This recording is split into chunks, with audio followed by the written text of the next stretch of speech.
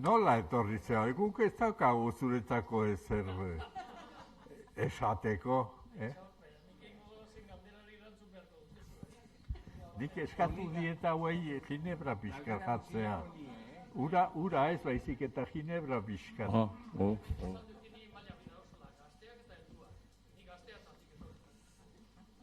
Ez dizut entzun. Gaztea naiz, Gaztea, orain dikan gaztea. Baina izketa orain ez. Bueno, orain bai ez.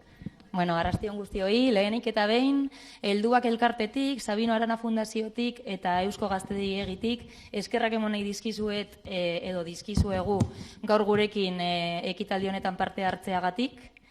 Gaurko ekitaldea oroimen historikoaren inguru izango da. Jardunaldi hauekin EAJaren eta Euskadiren historia belaunaldi transmititzea dugu helburu. 3 atal ezberdinetan antolatuta dauz jardunaldiak eta gaur lehenengoarekin hasiko gara. Gaur oroimen historikoaren jardunaldien lehenengo atala azalduko dizuet orain. Hemen nire ondoan ez, orain aurrez aurre, Joseba Leizaola, Gerardo Bujanda eta Mari Carmen Garmendia ditugu. Partiduko eta Euskadiren historian gizon eta emakume oso garrantzitsuak dira hirurak, eta gaur euren testigantza helaraziko digute euren bizipenak kontatuz. EAJko militantzian eta euren bizi izan dituzten testigantza hori jasoko dugu euren partez. Eta hemen bai nire ondoan, Idoia Inoriza eta Guillermo ditut, bi egikide dira, eta oroimen historikoaren lantaldean eta gaur hemen egoteko lanetan lagundu didate eta parte izan dira. Eta askorik luzatu barik, eskerrik asko berriz guztioi, eurak gidatuko dute gaurko elkarrizketa, eta nik agurtzen zaituztet ja, eta espero dut disfrutatzea eta gustoko izatea gaurko ekitaldia. Eskerrik asko. Kaixo, vamos a empezar con unas preguntas y luego si tenéis alguna, Rupin y Asier, que van a estar en los extremos, podéis preguntarles. O sea, ellos cogen las preguntas que tengáis. Bueno, vamos a empezar con nuestras preguntas. Queremos saber por qué os afiliasteis en aquella época al partido y qué fue lo que os motivó a hacerlo.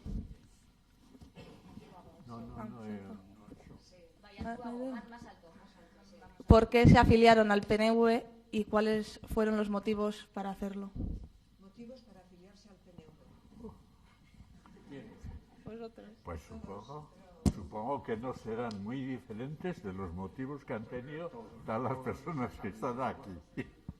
Pues o bien porque nos venía ya de los padres, ¿no? Y por tradición y por deber, digamos, y por convicción. La convicción vino después. La convicción vino después, pero la tradición y por el ímpetu y porque Euskadi necesitaba algo, pues allí estuvimos nosotros, ¿no? Sí, sí. Pero no tiene más mérito que ese. Y el mérito nuestro es el mérito vuestro, desde luego, también, que es exactamente por lo mismo haber venido, por tradición familiar, o por vocación, o por necesidad de Euskadi, por cualquier cosa. Vale. Cualquier cosa era buena para afiliarse al Partido Nacionalista Vasco. Pero, vale, a ver. Gerardo. Venga. Mari Carmen, por favor. Yo me enrollo, Por eso he traído un poquito de... Esta mañana he escrito...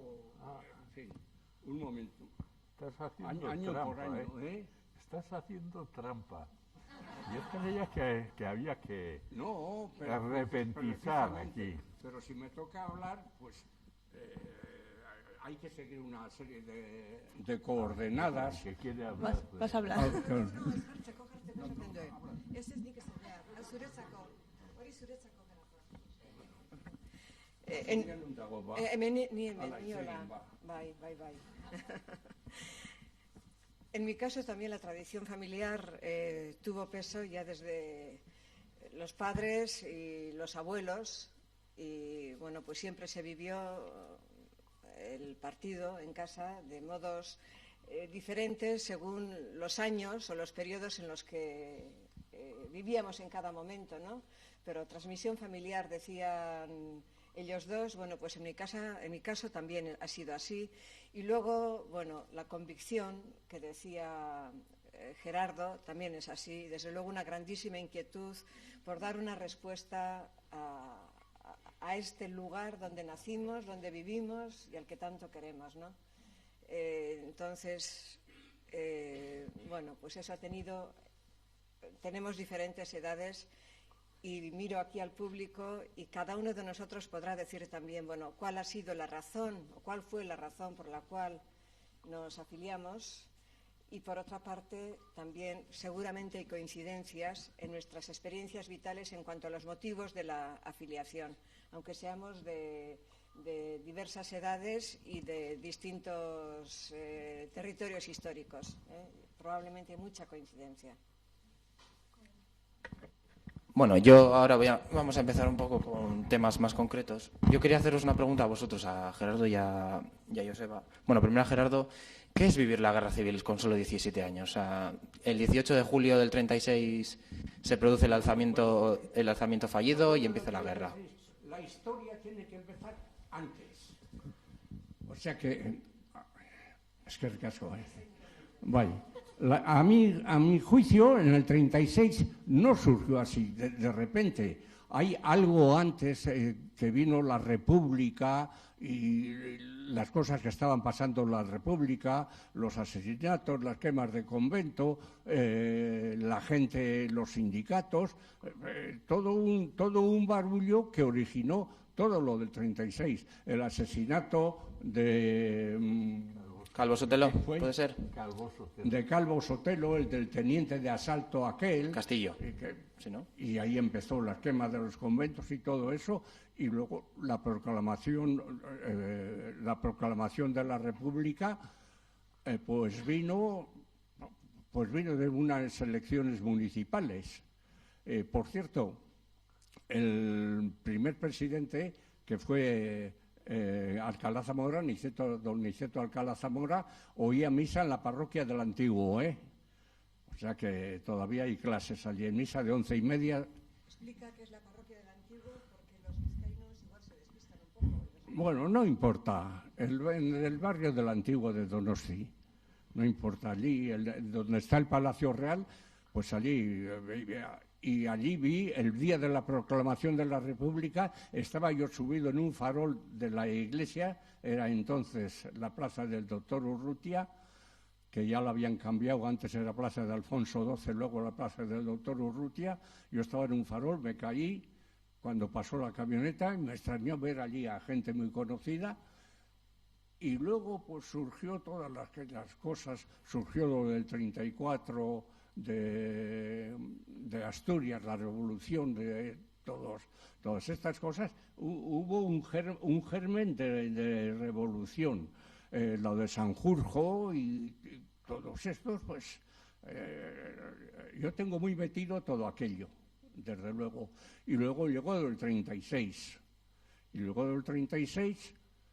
Recuerdo que mi difunto hermano, que murió en Peñalemona, era teniente del batallón Saseta. Los tres hermanos fuimos al batallón Saseta. El que más suerte he tenido, como siempre, yo. Desde luego, no es por presumir, pero ahí está. Aquí estamos todavía. Los demás han muerto. Y entonces, pues, salimos nosotros y...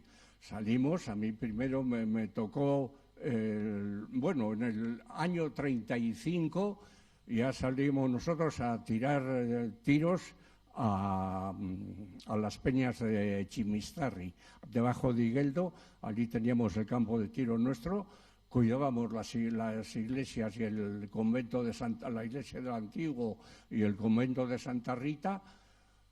guardábamos las armas en el cajón de abajo de la sacristía del barrio del Antiguo y nada, luego empezó la guerra y qué menos que salir a defender las ideas, aunque entonces no tenían las ideas muy claras, vino después en el batallón de trabajadores cuando me di cuenta de que era verdaderamente nacionalista. Y bueno, basta. Y bueno, para ti, Joseba, a ti durante la guerra, si mal no recuerdo, tenías 6 años. ¿Cómo fue vivir luego, después de la guerra, la derrota? ¿Cómo fue vivir en...? Vale.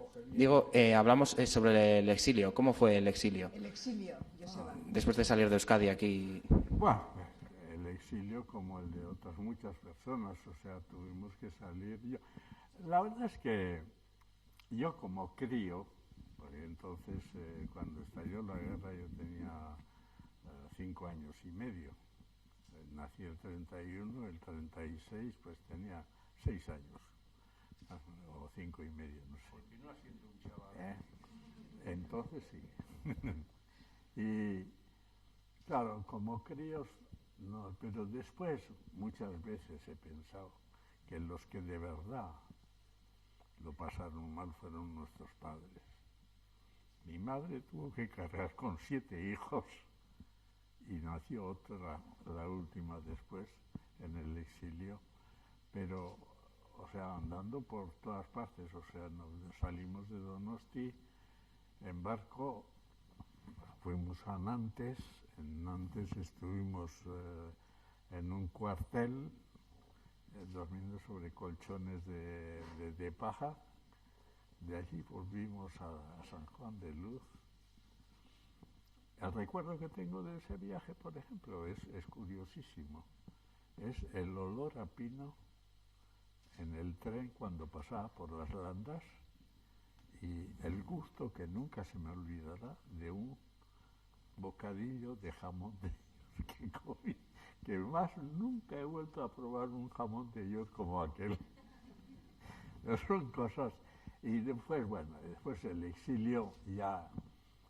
nos tocó ir a Venezuela, el padre estaba allí desde el año 39, ahí está, y fuimos, pues nos llevó, después al terminar la guerra, bueno, al terminar la guerra no, al empezar la invasión de los aliados y que nosotros pudimos pasar a este lado, la madre y los hijos, y entonces fuimos en barco a Venezuela, el año 45. Y bueno, pues allí al principio, pues, claro, el padre de repente, por eso te digo que yo a quien de verdad, de los que me acuerdo de verdad, es de mis padres, de lo que supuso para ellos aquel exilio. O sea, primero la separación, porque quedamos el padre en América, la madre con los 8 hijos en Ustaritz, por supuesto, en un momento muy difícil de la guerra, teníamos alemanes en casa, aunque no era un mal, sino más bien nos vino bien porque habían puesto la enfermería y ellos se encargaban de calentar la casa, por lo menos. Pero fue una época donde yo, por ejemplo, recuerdo trabajar muchísimo, sembrando y recogiendo maíz, sembrando y recogiendo patatas, dando de comer al cerdo, a los conejos, llevando el maíz a un molino que había en un bosque que era más o menos clandestino para hacer harina y salvado para el cerdo, en fin, todas esas cosas y bueno, pues más o menos estudiando y tal y cual, allí como se podía, bien. Yo como crío no lo pasé mal, lo pasé bien, más bien. Tengo bonitos recuerdos de todo eso y después, en realidad, el exilio a mí me ha servido primero para aprender francés antes que castellano, porque fuimos a Francia con 5 años y medio a la escuela y tal y cual. Después me tocó ir a estudiar a Canadá. Pues para hacer estudios universitarios tuve que ir a Canadá necesariamente. Entonces aprendí inglés y hice la carrera en inglés, de tal forma que hoy en día, pues bueno, pues puedo hablar en castellano, en francés, en inglés y en euskera, que es mi lengua materna. No sé, aparte de eso, quizá una de las cosas que sí me afectó a mí el exilio, y es algo que nunca se me olvidará, era la añoranza que tenía de este país. Eso sí que era una cosa que no se me olvidará nunca. Es más, solía tener una especie de pesadilla recurrente que consistía en que estaba muy lejos de aquí y no tenía dinero para volver a Euskadi. Y eso me angustiaba de una forma tremenda. Pero bueno, todo ha pasado, he vuelto, volví. ¿Volviste? Y ¿Y me cómo quedé. volviste? Cuéntanos, que ayer nos contaste que volviste, Sí. pero ¿qué pasó cuando Sí, volviste? no, bueno, en realidad volvía porque se casaba una hermana mía aquí con Joaquín Inchausti y vine con idea de volver otra vez a Venezuela, porque yo era ingeniero, trabajaba allí, ganaba muy bien, no tenía problemas, dejé todo allí pendiente para volver, pero vine y no volví a Venezuela, me quedé aquí. Después ya conocí a una muchacha con la que me casé y tuvimos 7 hijos y eso ya fue el anclaje definitivo. Aparte de que para mí verdaderamente había sido mi ilusión volver aquí. Siempre había añorado muchísimo el país. Y todo eso, en parte, gracias a un libro que seguramente conoceréis, que es un libro que publicó el miembro de la Academia Vasca, que fue Pierre Lafitte, Pierre Lafitte, que era de Eustaritz, y este publicó un libro que se llamaba Cantus, que por cierto es un libro publicado en el otro lado, pero es un libro publicado precisamente con el abecedario, digamos, sabiniano, o sea, con la TX, TZ, TS, etcétera, sin la Q y tal y cual. No, te digo eso porque es importante, porque yo al mismo tiempo que conocía ese libro, el Cantus de Pierre Lafitte, ya en Ustaritz, en el catecismo que teníamos, lo tengo en casa además todavía, el catecismo de entonces, de la diócesis de Bayona, Bayona diócesis catísima. Bueno, está escrito con la forma que se escribía en euskera en el otro lado entonces, a base de SHs, de CHS, en fin, una cosa bastante complicada, muy complicada. Y bueno, ese libro, el Cantus, fue en cierto modo lo que además me ayudaba en esas añoranzas, porque claro, y me ayudó a no perder el euskera, porque estuve fuera de aquí pues desde el 45 hasta 63 que volví. Y claro, además entre tanto pues estudiando en castellano en Venezuela, después en inglés en Canadá y tal. Y no perdí el euskera, lo tuve que reaprender en buena parte, pero no perdí en parte gracias a ese libro de Cantus, que solía cantar las canciones, y ya os cantaré algunas si queréis. Bueno, y tras el exilio y la guerra, ¿cómo fue vivir el partido aquí, en la época franquista? ¿Cómo? ¿Cómo fue vivir el partido aquí en la época franquista? Bueno, la verdad es que primero yo me afilié al Partido Nacionalista Vasco estando en Venezuela. Había una extraterritorial allí y me afilié. Pero bueno, vine aquí y bueno, inmediatamente pues me puse Bueno, primero mi cuñado, Joaquín Inchausti, conocí a Gerardo Bujanda, conocí a otros también. La cuestión es que inmediatamente, más o menos, me vi involucrado de una forma o de otra pues en cosas, en actividades de partido. Es más, incluso antes de verdaderamente entrar en contacto con vosotros, que erais el partido, digamos, de forma real, sí participé en cosas. Por ejemplo, yo llegué el 63, el 64 traté de llegar a Guernica, a Verdieguna. En el 65, que fue en Vergara, no pudimos llegar a Vergara, estaba Ferreo. Y terminamos en Eibar, me acuerdo, en una taberna allí celebrando y tal, etcétera, ¿no? Y en la Verdieguna de Pamplona, que creo que fue el 67 o 68, 67. Mi cuñado me pidió que filmara. Y seguramente lo habréis visto, porque creo que la única película que hay de manifestaciones antifranquistas de esos años la hice yo, porque esa película la he visto yo no solo aquí en Euskadi, la he visto en retransmisiones desde las estaciones españolas, ¿no? Y esa película la hice yo.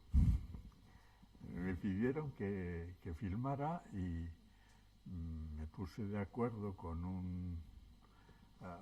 una persona que había sido, por lo menos, y era del Partido Nacional, que era la familia Doshandabaraz, que son de Tafalla. Y el doctor Doshandabaraz tenía una casa en la Plaza del Castillo, con un mirador en primer piso. Y allí fui yo con mi cámara, una Palla Arbolex y tal, para que no me vieran desde la calle, me puse con una manta negra encima, una sábana negra, le hice un agujero para pasar el objetivo de la máquina, y les dije a otros chicos que estaban conmigo y chicas que se pusieran en primer plano y yo un poco más atrás en la sombra, para que no me vieran. Claro, si nos ven, nos asan.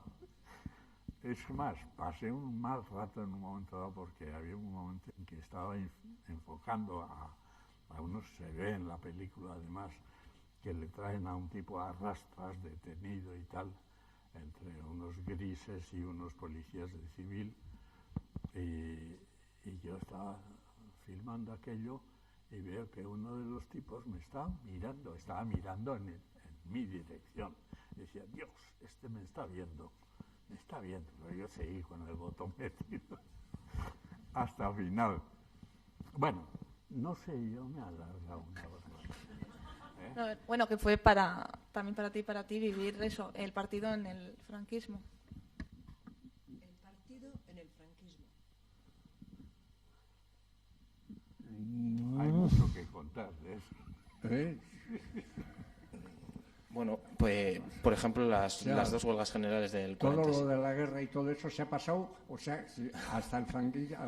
Bueno, un bonito salto en la historia. Bueno, pues yo llegué en el año 46. Sí, 46. Y me encontré, me dejaron un traje también porque nosotros éramos, huérfanos de padre y madre. Mi hermano, un hermano muerto, el otro en el penal y mis 3 hermanas en Francia. Entonces llegué yo, de caqui, y un amigo, Marichalar, me dejó un traje y con él anduve,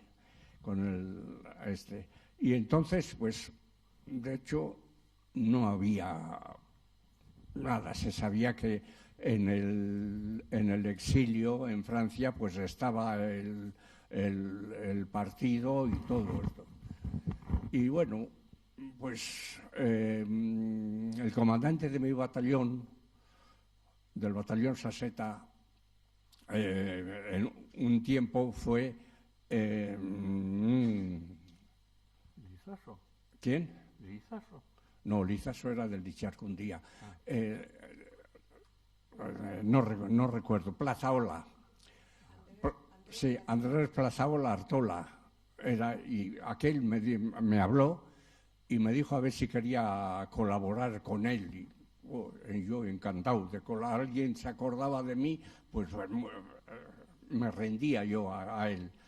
Y el otro comandante después del accidente que tuvo que le perdió la mano, Plazaola, fue Salegui, Joseba Salegui. Y entre los dos pues me dijeron, no, si quería colaborar y tal. Lo primero que hice, el primer trabajo mío fue a la gente que venía de Bilbao, que había salido de la cárcel de Bilbao, pues colocarle en casas. Yo tenía, no sé por dónde, pues cierto prestigio y la gente pues me quería y yo quería a la gente y coloqué a Solaun, a un Retolaza que tenía un bar, al Ruidos, que por cierto me saludó un hijo del Ruidos. El Ruidos, ¿sabéis vosotros quién era? Galarza, Ramón Galarza, un condenado a muerte tiene un libro escrito. ¿Puede ser el mismo del abrazo de los muertos? ¿El de los muertos? ¿Quién? El quien escribió el abrazo de los muertos, no. El abrazo de los muertos. No, el abrazo de los muertos es de José de Arteche. El de Arteche, que fue miembro del GBB antes de la guerra. El primer libro del abrazo de los muertos, de José de Arteche. No, ese era Diario de un condenado a muerte. Porque el otro libro que había también de un condenado a muerte era de Barriola, del médico de Barriola también. Pues en una aldediguna me dijo, ¿tú eres bujanda? Y sí, hombre, pues, bueno, esas cosas. Bueno, empecé allí, en casa de Delia Laurova, de 2 sombrereras de guía, y allí a meter la gente, pues eran unos 12, que por cierto a mí me daba un miedo porque iban a la parte vieja, chiriaban y me rendían, se creían que estaban aquí en no sé dónde, y bueno, pasó. Pero quiero contar un poco antes de la historia. Cuando empezó la guerra, el mismo día de la guerra, bueno, del 36, en el 19, que fue cuando el partido dijo que se entablaba, bueno, se ponía al lado de la República, mi hermano mayor dijo, bueno, dio una orden, comprar un pan grande y un queso y enseguida volveremos a esto. Tardó, pues fíjate, él no volvió. Bueno, después, en el partido, la segunda tarea que hizo fue recoger dinero para pagar la propaganda y los presos. Sobre todo había 3 presos en la cárcel de Vitoria. Yo me casé el año 51 y hice viaje Pamplona, Bilbao y Vitoria. Y fui allí a visitarles a la cárcel. Hablé con el director, les llevé pasteles y me dieron una carta para José Antonio Aguirre, que por cierto a José Antonio Aguirre no he estado nunca con él. Yo, en fin, moriré y moriréis sin haber estado con él. Pero bueno, después pues ya me entró a mí ya a formar grupitos y ya siempre, y el busto del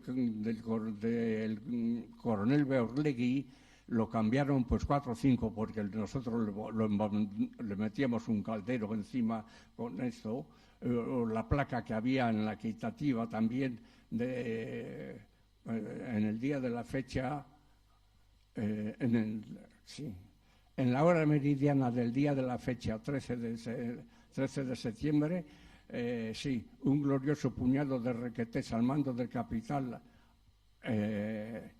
Ureta del tercio de Lácar hizo su entrada en esta ciudad, liberándole de las hordas rojos separatistas, de ciudad agradecida. Pues aquel dinero aquel letrero que estaba allí donde lo tuvieron que quitar también. Y ya fuimos ya cosas y ya empecé a formar grupos en los pueblos y hubo mucha aceptación. La gente que quería participar, mucha gente, y ya hicimos en la huelga del 47, se hizo en mi casa, en la calle Miracruz, una parte de los prospectos entre Ajuriaguerra, el otro hermano que me quedaba y yo, que por cierto nos costaba con una multicopista del Quinto Pino, pero bien, salió aquella huelga.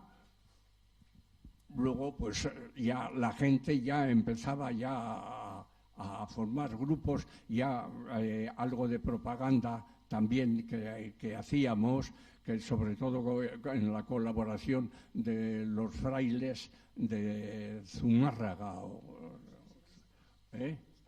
los pasionistas de Zumárraga, sí, allí buena propaganda. Y la gente respondía y no le importaba pues ir a la cárcel. Todos los amigos, a mí me detuvieron 6 veces también. Bueno, la última, la del 66, fue grave. Me cogió la Guardia Civil en el cuartelillo del barrio del Antiguo, me torturaron, me metieron en el cuarto al llegar una sierra y, en fin, bueno, pasé al hospital y estuve unos 20 días allí en el hospital. Y ya la gente quería algo y ya pues se formó ya vamos a decir, un grupo bastante fuerte en el que tomó parte el cuñado tuyo, mucho Joaquín. Nos reunimos en casa de Joaquín, luego en casa de mi cuñada en el Boulevard también, y ya fue gestándose una especie de partido en la que éramos unos cuantos, porque no hay, solo es difícil hacer nada. Y fue la gente y se tornó. A mí se me ocurrió comprar un libro, Historia del Nacionalismo Vasco, de no sé quién. Espera, ya lo tengo por aquí anotado, hoy me he acordado, no sé qué. Y resultó bastante bueno. Y compré 50 ejemplares allí en el Buen Pastor. Y claro, los distribuimos y aquello hizo mucho efecto, que por cierto me costó una bronca con Rezola. Dios mío, me costó ver cómo podíamos gastar dinero en comprar un libro hecho por un franquista y tal. Pero resultó que la policía cogió también una parte de aquellos libros, bueno, en algunas redadas de las que hizo, de Amilibia y todos estos. Bueno, y le obligaron al autor de aquel libro a sacar otro libro. Este libro costaba 50 pesetas y el que sacó después, que era un tocho bastante considerable, costaba 200 y pico pesetas. Y entonces sí había diatribas contra el Partido Nacionalista Vasco, pero el efecto de los primeros 50 libros ahí se quedó en Guipúzcoa. Ya la gente de los pueblos venían, se reunían conmigo y con otros también, y fue floreciendo bien, impensadamente, sin saber nosotros. Yo tenía mucho contacto con el tío de con Leizaola, con Ajuria Guerra, pues he estado yo 30 años. O sea, que, bueno, 30 años no seguidos. Desde el año 47 hasta la víspera de morir, desde el 78, que por cierto murió el mismo día de mi cumpleaños también. O sea, todas estas coincidencias se han dado. Lo mismo que me hicieron preso el día de mi cumpleaños también, el día de que cumplí 17 años. 17, no, 18 años. 17 los cumplí en el frente de Oyarzún, un día que hacía un calor y un miedo, pero bueno, todavía. Y fue así, impensadamente, fue saliendo. Luego ya se formalizó la propaganda, ya las reuniones tenían más sustancia, más eficiencia, ya se fueron haciendo, ya no vamos a decir juntas municipales, sino grupos locales, ya en Guipúzcoa. Bueno, hice muchos viajes a Vizcaya también, también, y tenía ánimos, ¿qué? Con los dos. Bueno, no, bien, vale. A veces yo tengo aquí el libro. En realidad, yo me comprometí. Tú te comprometiste y casi... Espera, te pasaste. déjame terminar. Me comprometí exactamente el año 68. O sea, hasta entonces había participado en cosas como la de hacer la película y esas cosas. Una vez de una y un 1 de mayo en Donosti también. Pero comprometerme en el partido de forma, digamos, para trabajar periódicamente fue el 68. ¿El? 68. Yo recuerdo muy bien porque para entonces habíamos tenido justo el primer hijo. Yo me casé el 66 y el 68 teníamos el primer hijo que tenía 1 año. Y yo recuerdo que le pregunté a Maribí, oye, me han dicho a ver si me quiero comprometer a esto, ¿qué te parece? Me dijo, por supuesto, métete. Métete. Y entonces me comprometí y solíamos reunirnos bastante periódicamente. Sí. Yo entonces tenía 2 caballos y en el 2 caballos, claro, cada vez que veníamos a Bilbao perdíamos el día entero porque entonces no había autopista y había que atravesar Eibar. Atravesar Eibar entonces era se tiraba uno como 3 horas atravesando Eibar. Total, que para venir a Bilbao perdíamos el día entero.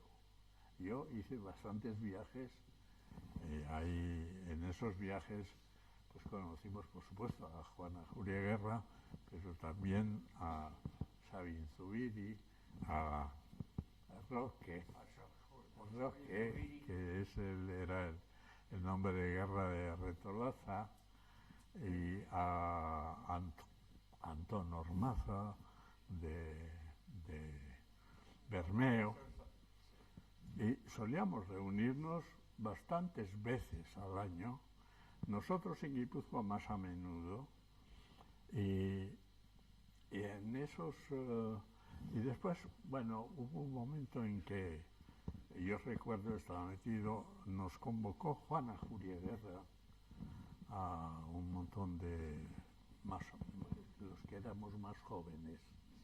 Yo sí, Tú no. Yo y otros jóvenes nos convocó en Beiris, que era otro sitio donde solíamos reunirnos, en el otro lado, en Anglet. Sí, y Marmitaco.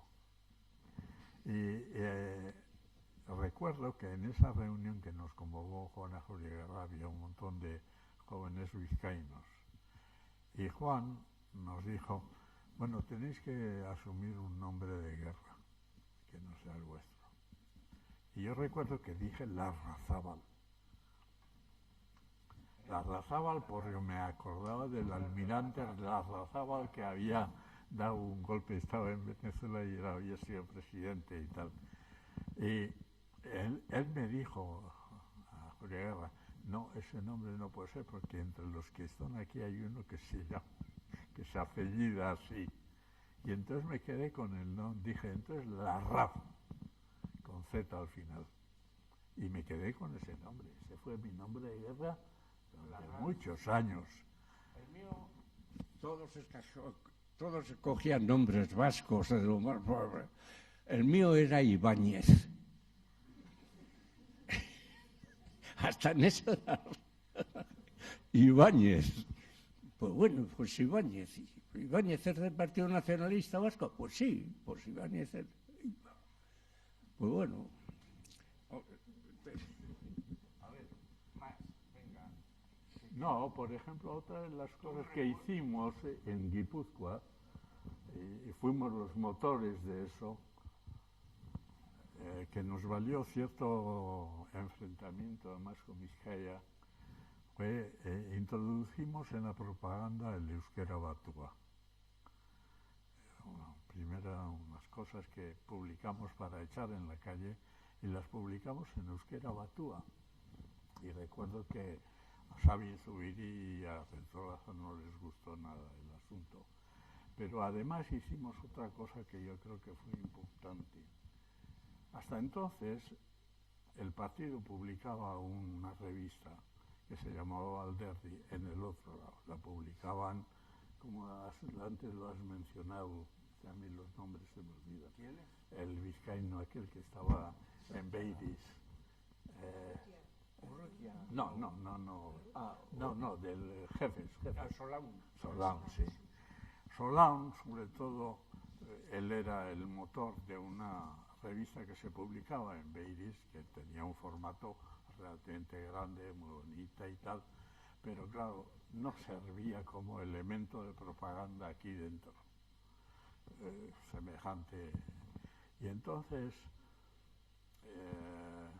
nosotros en Guipúzcoa, en contacto con Martín Ugalde, decidimos hacer una revista que fuera pequeña, que se pudiera meter en el bolsillo fácilmente y que se llamaba también Alderdi. Y además que tenía como cosa peculiar que la portada, la carátula, cada mes era de color diferente. Entonces era una forma muy fácil de saber qué número se había distribuido o habían recibido. En vez de hablar de fechas, hablábamos de colores. O sea, no, yo tengo el Alderdi morado, me falta el otro, el verde o el tal. Era una de las formas. Y eso lo estuvimos publicando bastante tiempo. Y hay el que se encargaba de recoger las colaboraciones era Martín Ugalde, y había gente que escribía ahí, Coldo Michelena, Carlos Santamaría, por supuesto con seudónimos, Uzturre, pero Uzturre, que estaba entonces en Bélgica, firmaba con su nombre Uzturre, pero también escribía o colaboraba don Manuel Irujo, el Lehendakari Leizaola, en fin, mucha gente, ¿no? Y eso fue una de las cosas que creo yo de propaganda nuevo, digamos, por parte del partido. Por cierto, que un día que íbamos con un montón de paquetitos, claro, lo bueno de esta revista es que se hacían paquetes que eran cuadrados, así cortos, pequeños, ¿no? Envueltos en papel bien doblado, pues podía ser un paquete de lo que sea. Y un día que íbamos en mis dos caballos, él y yo, nos paró la Guardia Civil. Estuvimos hablando con la Guardia Civil. y detrás, en el asiento de atrás, había un montón de paquetes. Tenía el... Cállate, todavía me duelen las piernas de entonces. Y venga a hablar con el guardia civil este. Se enrollaba con el guardia civil explicándole al guardia civil, que no sé si le entendía o no, venga, que tenía el pasaporte venezolano, el carnet de conducir venezolano, y ya por fin nos dijo que... Bueno, esos son parte de... En otra ocasión, por ejemplo, recuerdo que venía...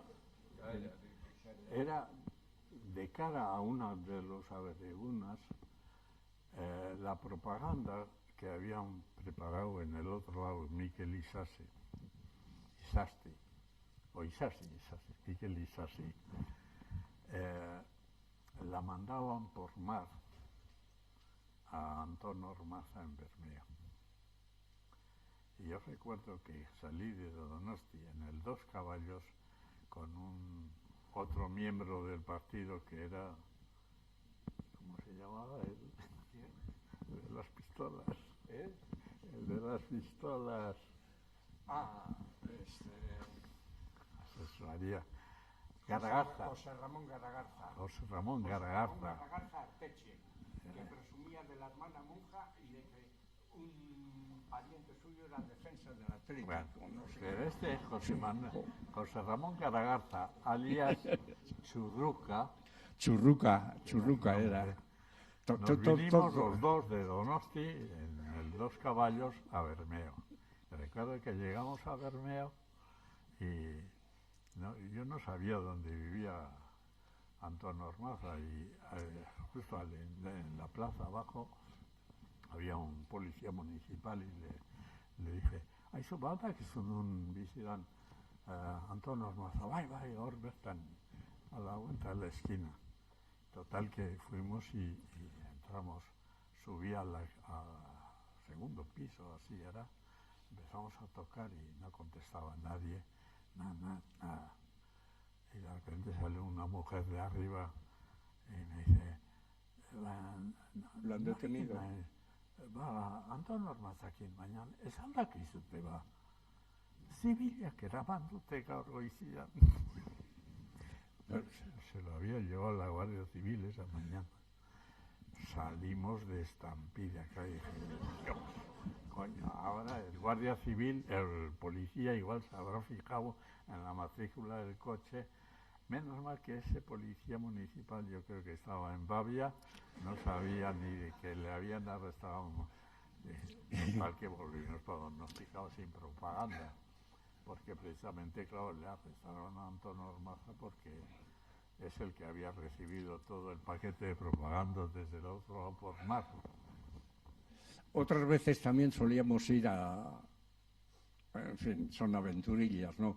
A las orillas del Bidasoa a recoger los paquetes que nos habían dejado los del otro lado allí.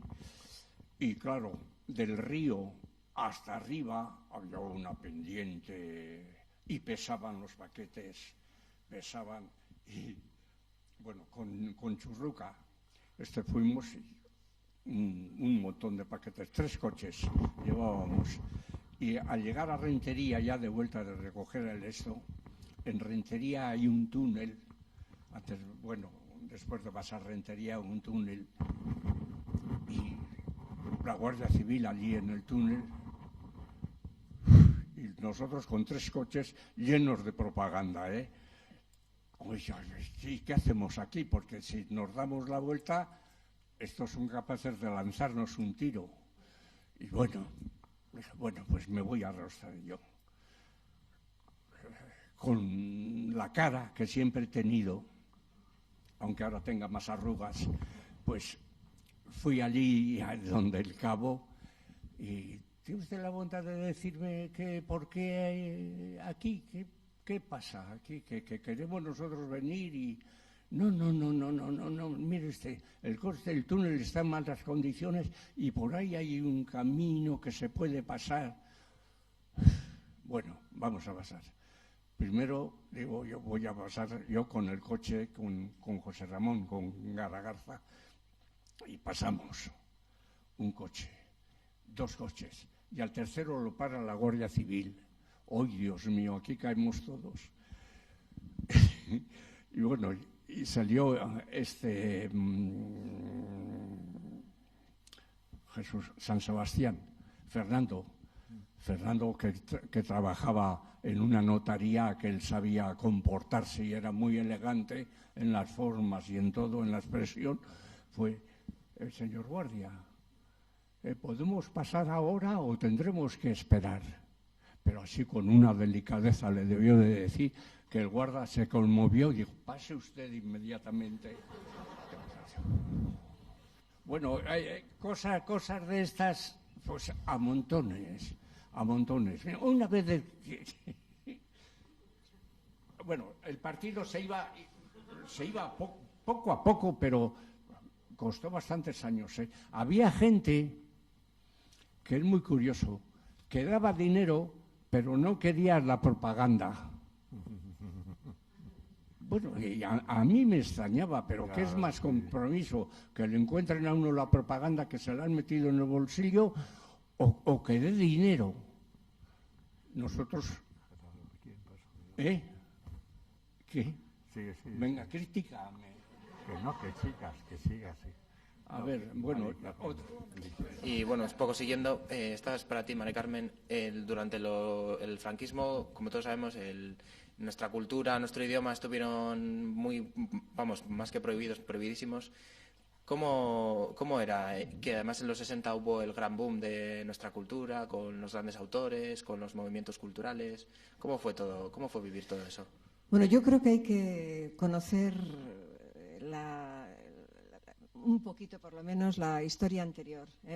Yo nací en el 47, es decir, cuando estos dos amigos que nos acompañan estaban ya comprometidos en muchas cosas, sobre todo Gerardo. Bueno, yo nací en el 47, en plena posguerra, en una familia nacionalista, muy euskaltzale, en un pueblo pequeño del Goierri.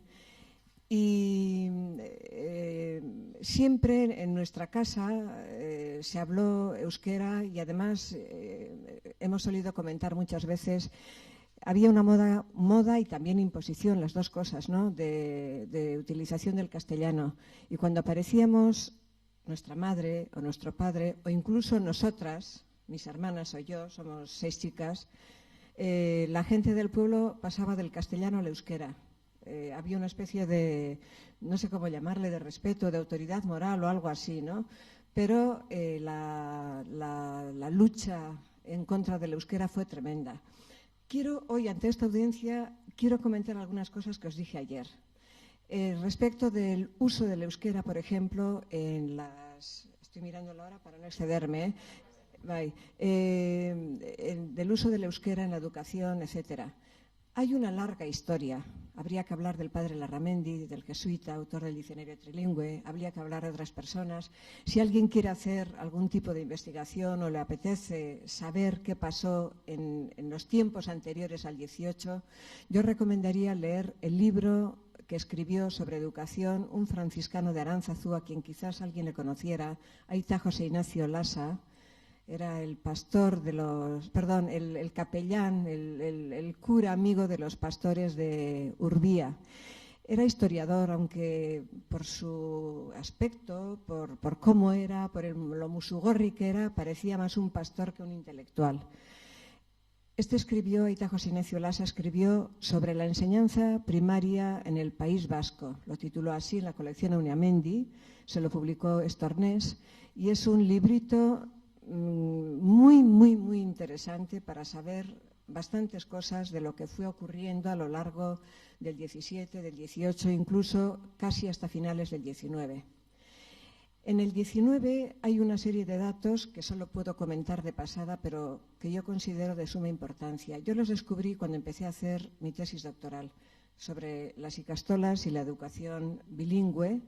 Era el año 75, yo me había licenciado en Deusto, había hecho los cursos de doctorado, pero no encontraba ningún director de tesis que quisiera dirigirme sobre eso.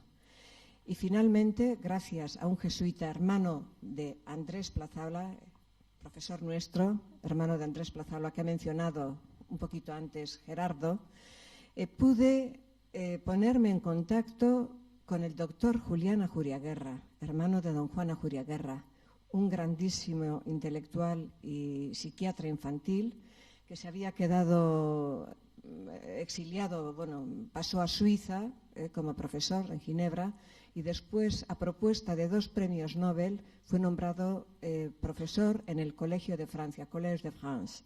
Y en ese momento, gracias al padre Plazaola, pude ponerme en contacto con él y gracias a don Julián Ajuriaguerra, un personaje entrañable, sabio, cercano, humilde, simpático. Yo guardo un gratísimo recuerdo de él. Logré que una catedrática de Estrasburgo dirigiera mi tesis. Bueno, esta es una pequeña anécdota.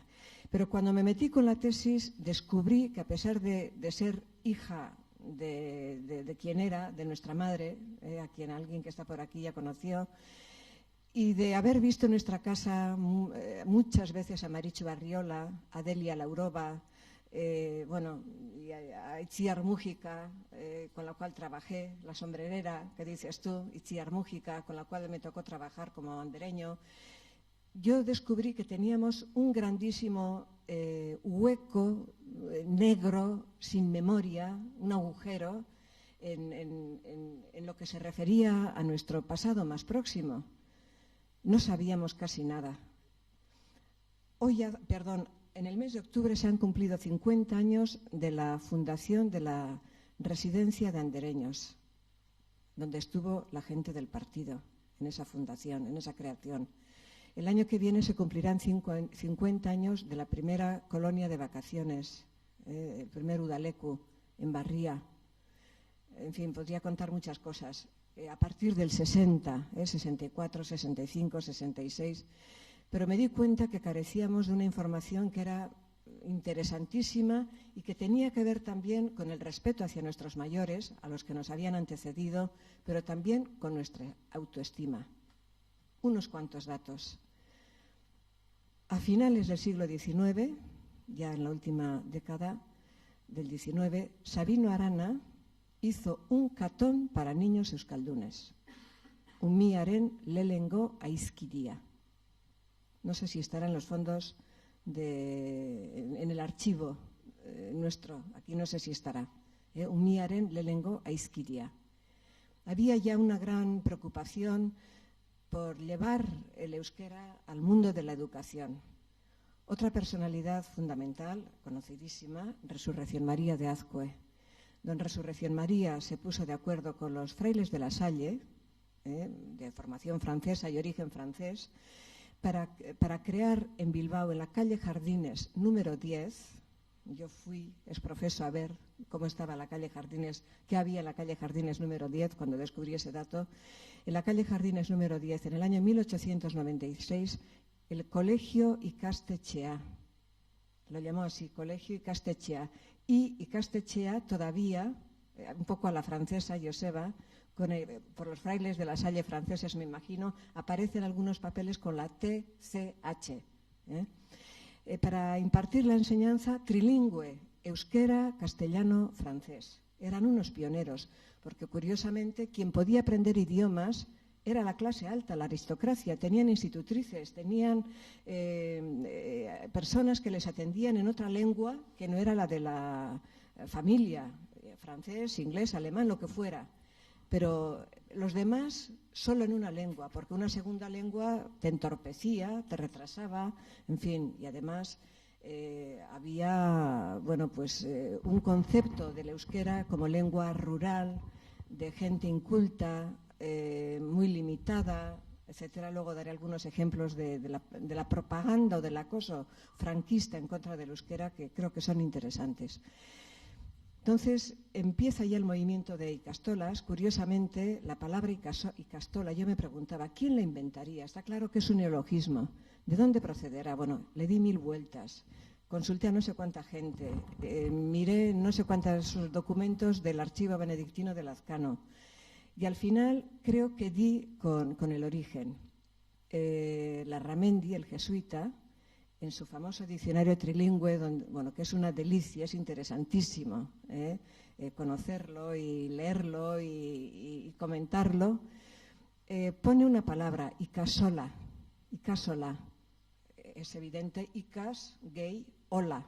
Ola, en concepto del lugar de trabajo, vamos a llamarle, ¿no? Ikasola. Y es Sabino Arana quien introduce la epéntesis en fonética, perdón por esto, ¿no?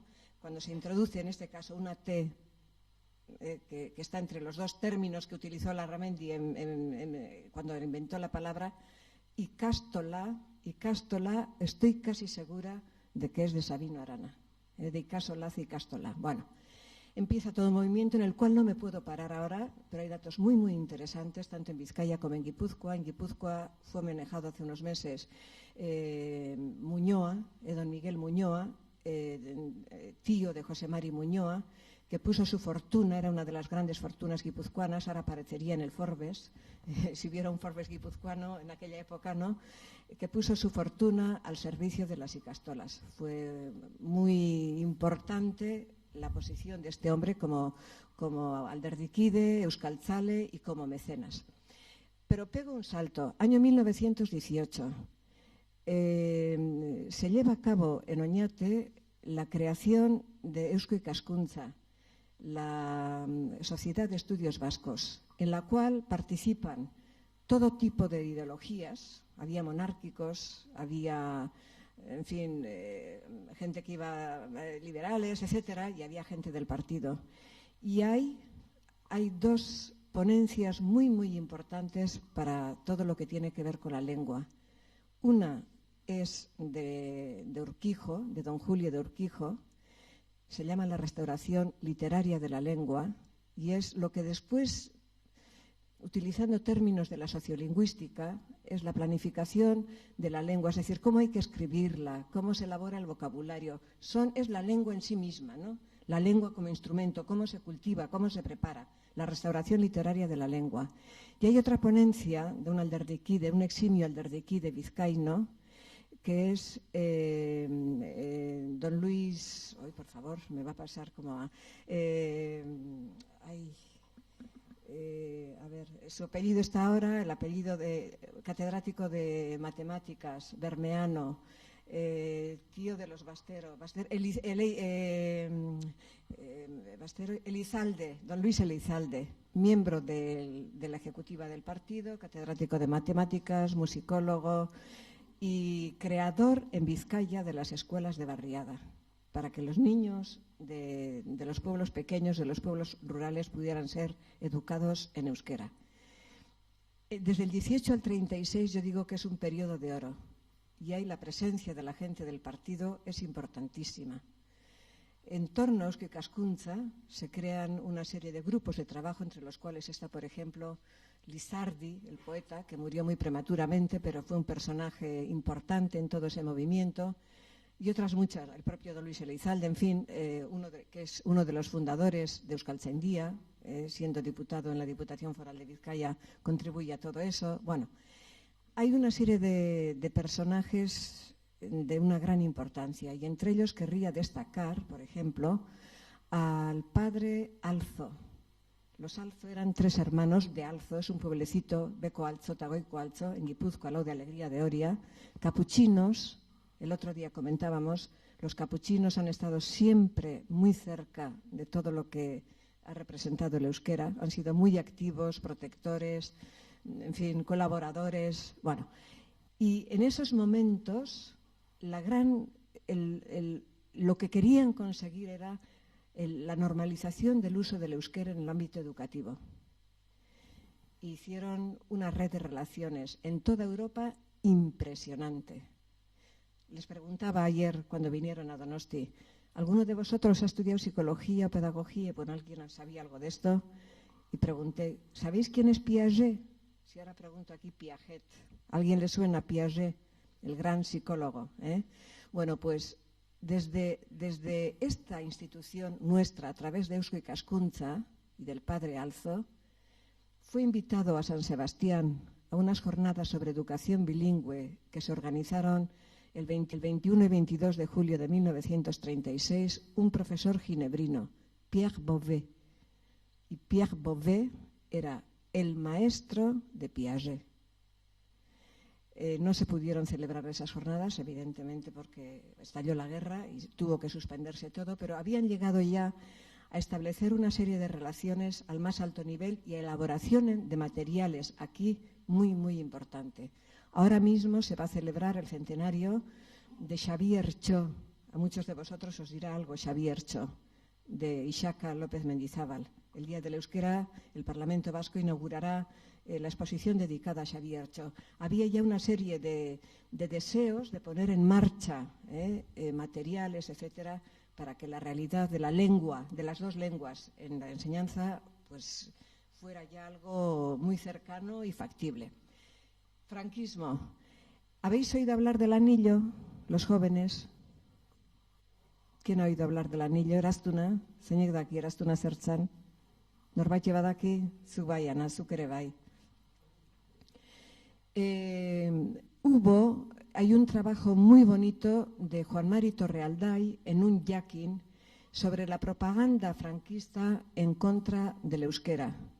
Todo lo que, y se puede leer en las hemerotecas que recogen, o en los archivos que recogen hemerotecas y documentación desde el 36, 37, 38, 39 hasta, pero más expresamente desde el 40 hasta y los años posteriores, hay cosas impresionantes sobre la lengua.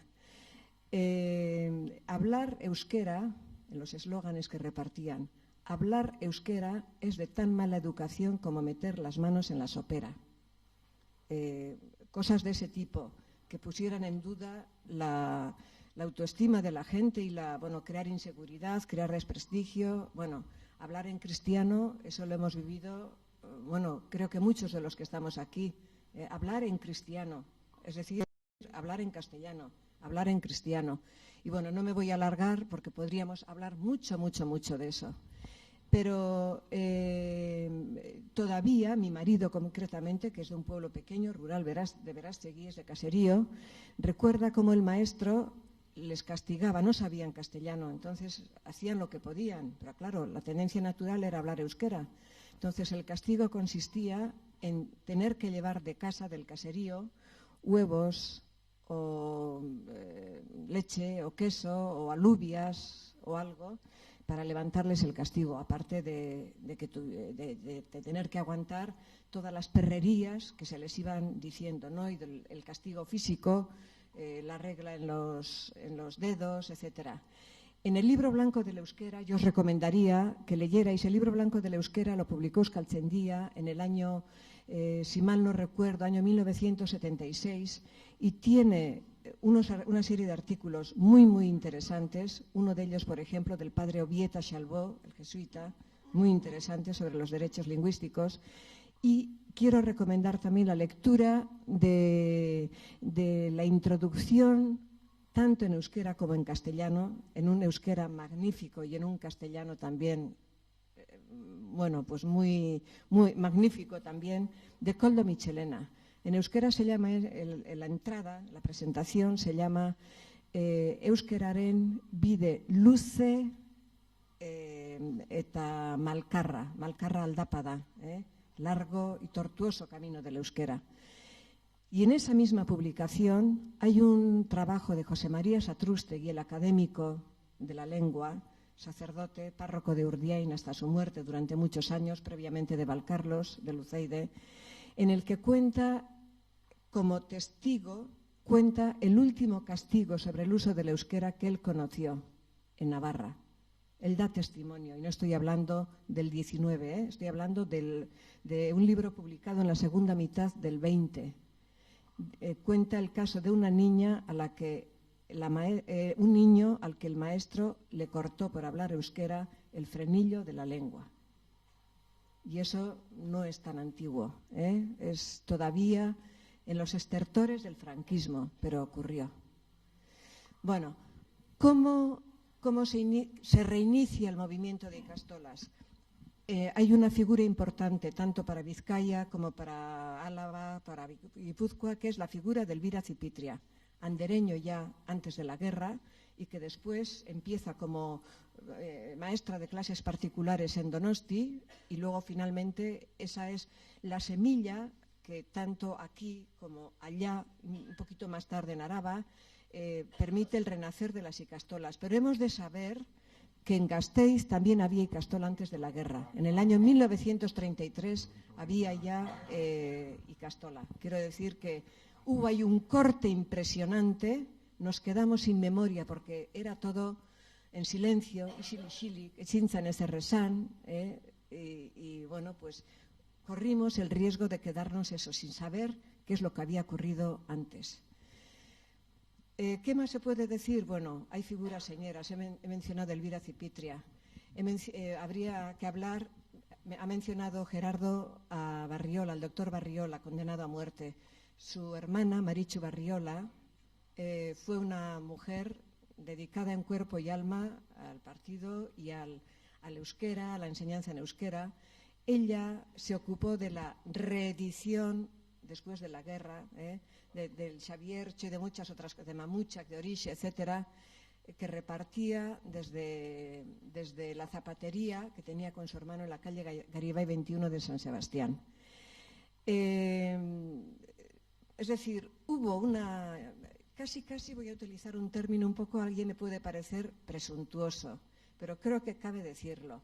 Hubo una pléyade de personas, hombres y mujeres, que como hemos oído aquí, en las circunstancias más difíciles, en pleno franquismo, tuvieron la capacidad y la fuerza, con escasos medios económicos, de trabajar en distintas áreas, pues eso, con el alderdi que nos han comentado, con los colores que los hacían identificar, o la reedición del Xaviertxo, Marichu Barriola, las andereños, a las monitoras que organizamos y pusimos en marcha el primer Udaleku, como premio, desde su propio bolsillo, puso las pelas, alquiló un microbús y nos llevó de excursión de 2 días en septiembre de 1965 a Erronkari y Saraizo, explicándonos todo. Claro, vimos el Panteón de Gayarre, pero vimos muchas otras cosas también, ¿no?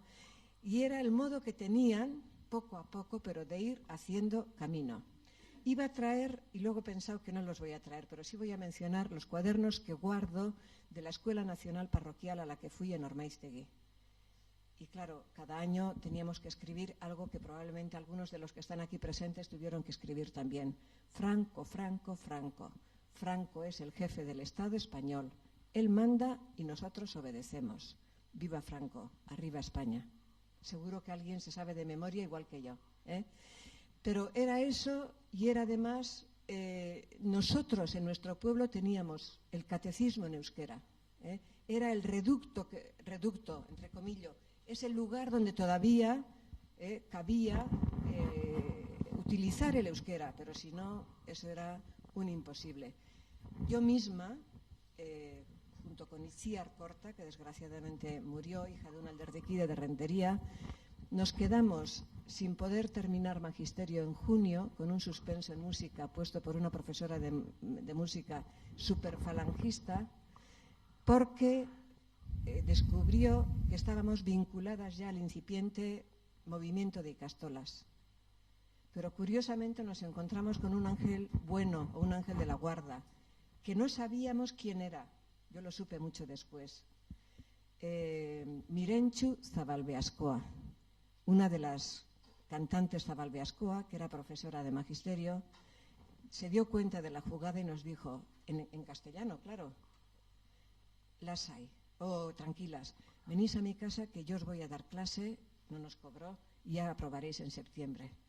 Claro, Marichu Zabalbeaskoa, Matilde Zabalbeaskoa, Joseba Zabalbeaskoa, las grandes solistas de Eusko Abesbatza y después de Resoinka. Pero claro, nosotras, ni Itziar ni yo, sabíamos cuál era la historia de esa mujer que había sido tan amable con nosotras, ¿no? Bueno, se pueden decir muchas cosas. Empieza, por lo tanto, el movimiento de ikastolas en el año, sale, diríamos, a la superficie en torno al año 64, sobre lo que ya se estaba recuperando de lo que había antes de la guerra. Y a partir de ahí hay una serie de cosas que ocurren y que son francamente importantes. Están las ikastolas, está toda la cuestión del euskera batúa, está la formación del profesorado para impartir clase en euskera, la cuestión de los títulos, tantas y tantas y tantas cosas, ¿no? El tiempo no ha transcurrido en balde y desde luego tenemos que tener muy claro que esto no ha empezado eso hace 50 años, que lo que tenemos ahora hunde sus raíces en un tiempo anterior que desgraciadamente no hemos podido conocer debidamente, pero que ahí está. Y aparte de eso, bueno, pues se podría seguir hablando, pero creo que es preferible que preguntéis. Bueno, ahora vamos a...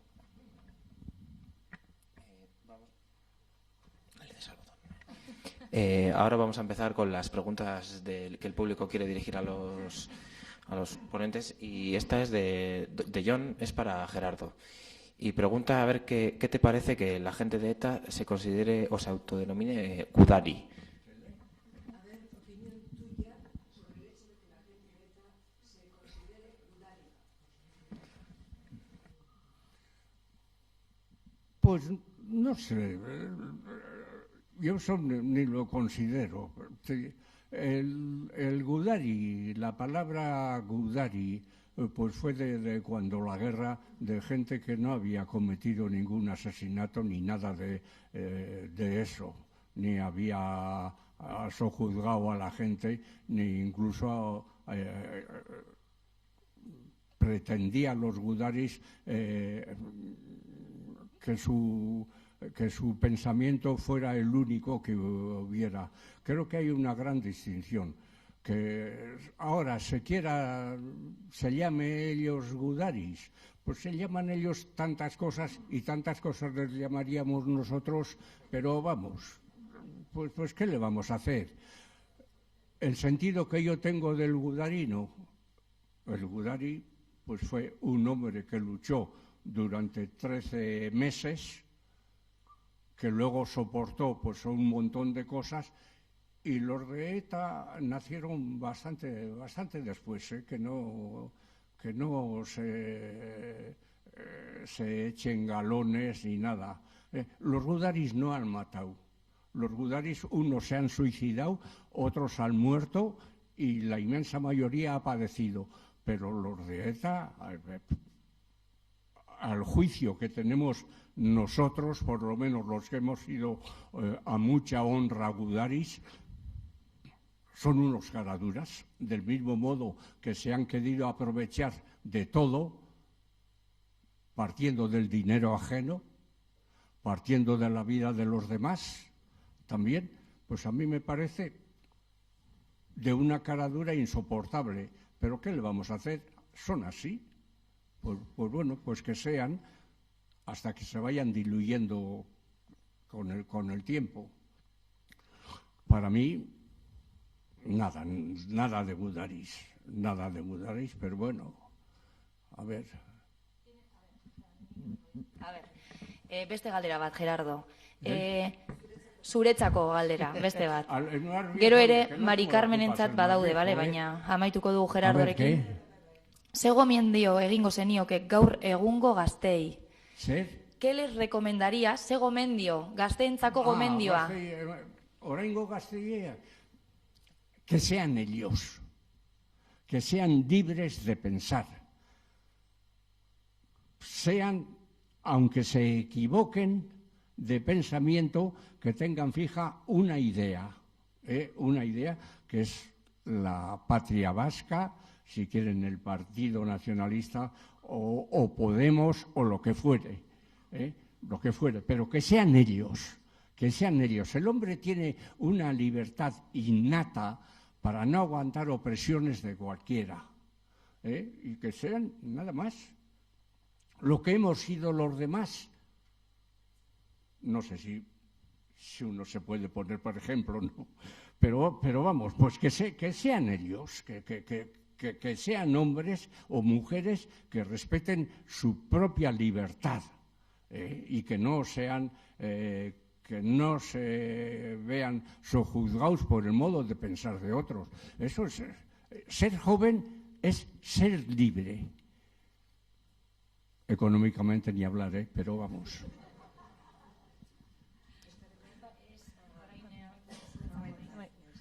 Tienes 2 preguntas. Bueno. Con respecto a lo del euskera, en una de las asambleas del partido de antaño se discutió sobre el euskera que había que hacer. Y este humilde servidor propuso que el euskera fuera guipuzcoano, porque tenía más contacto con Navarra y con todo. Se lió la gran trifulca, pero pues eso se modificó un poquito y se hizo más asequible hasta llegar a lo que es hoy el euskera. Por cierto, que entre los que han proclamado el euskera hay uno que es el que daba clases con María Dolores Aguirre, don Toribio Alzaga, que tampoco hay que dejarlo. Don Toribio Alzaga también fue profesor de euskera en la lengua y declamación vasca. Otra de las cosas que no quiero dejar pasar también fue las divergencias que ha habido en el partido. En 1982 se publicó en la imprenta de los frailes ante la gran traición. Se acusaba al partido de haber arrojado a un lado a Jangoikúa, de no tener ya la obligación en los batzokis de ir a misa y de todo. 82 hojas, son las mismas que los años, 82 hojas. Y eran unos abertzales, entre ellos Dionisio y Atibia, que eran a machamartillo abertzales, pero tenían fue una estocada paralela. Después hubo otro movimiento que fue la pretensión de apagar el fuego que el partido estaba cogiendo con Gaudenok. Gaudenok eran unos señores, entre ellos había gente...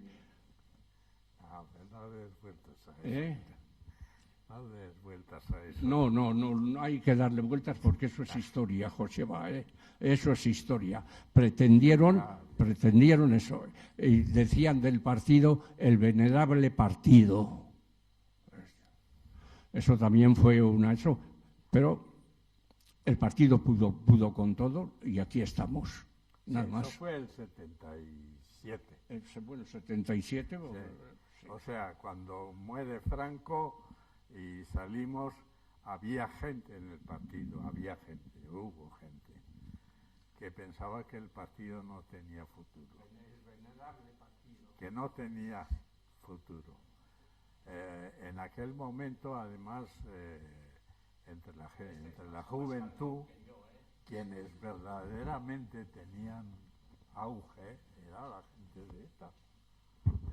ETA tenía un gran prestigio.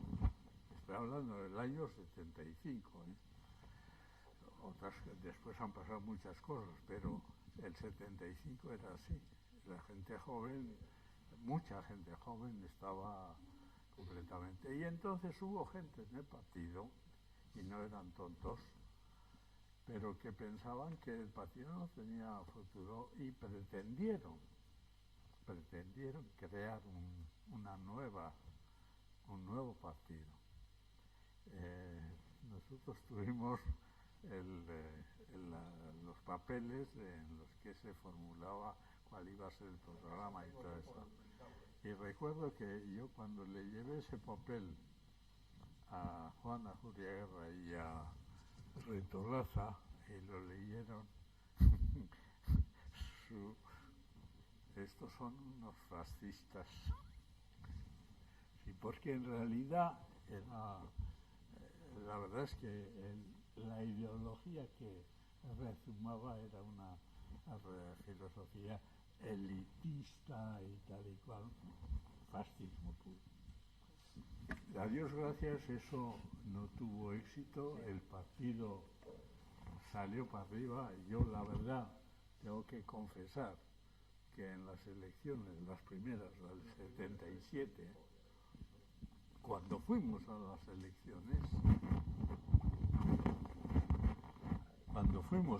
elecciones, bueno, los datos que teníamos nosotros, bueno, las encuestas que se hacían entonces eran un desastre, pero de todas formas, lo poco que sabíamos pensábamos que no íbamos. Y cuando vimos los resultados, yo desde luego entonces creí en los milagros. Tenía un ordenador, por parecerle una Sí, casa. pero déjate de ordenadores. Fue impresionante, o sea, quiero decir, verdaderamente la memoria histórica funcionó. O sea, la gente mayor, los viejos, los que habían sido, los que habían vivido el partido antes de la guerra, ¿no? Resucitaron. Fueron a votar y ahí es donde arranca el partido. Y no solo aquí en Vizcaya, en Guipúzcoa también. En Guipúzcoa fue muy fuerte la entrada, la montada del partido. Y los de Gaudenok, por supuesto, quedaron totalmente desautorizados. Fuera, pero ahí queda intento, ¿eh? El intento sí. Intento. Si llega a salir bien, pues nos hubieran cortado el cuello a todos. Pero no podía salir bien. El pueblo era otra cosa. Y contra el pueblo es difícil, terriblemente difícil luchar. No se verá claro lo que el pueblo quiere, a lo mejor. Pero el alma está ahí metida y sabe reaccionar y sabe conducirse y sabe muchas cosas que los demás, los enemigos del pueblo, lo ignoran. Bueno, Mari Carmen, para acabar, te preguntan, Andoni Uriarte, si estás de acuerdo en que el primer impulso de las Ikastolas lo han hecho personas de AJPNV.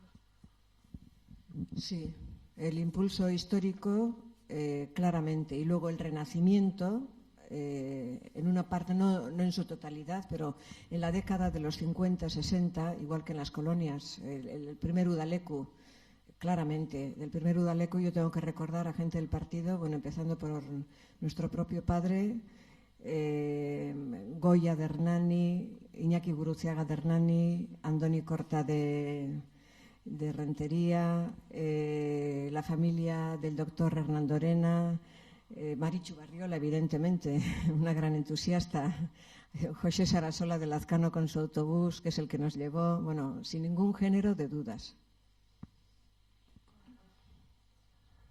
Si no hay más preguntas, ya hemos acabado. Es que ricasco terchagatik. Bueno.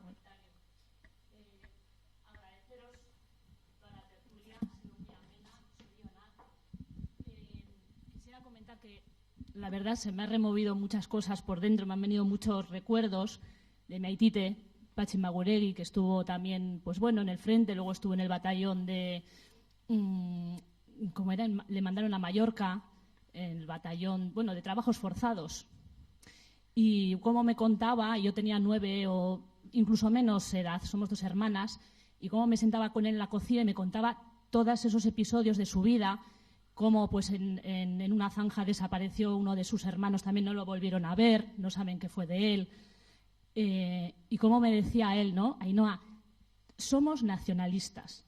O sea, Euskadi gure aberria da, o sea, no lo olvides, se me quedó aquello grabado.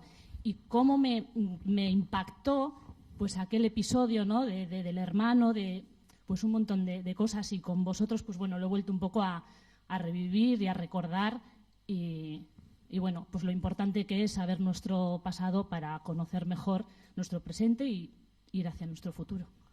Es que ricasco.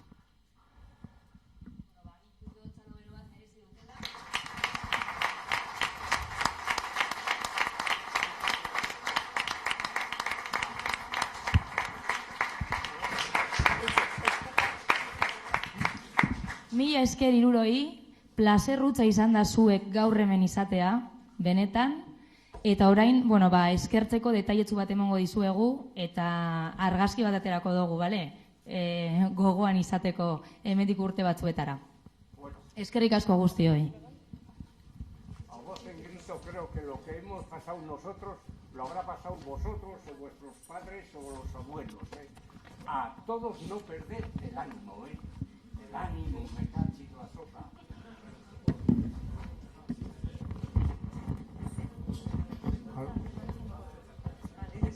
Sakolia da bai. Eta gauzetzu batzuk. Bai, eroango nik.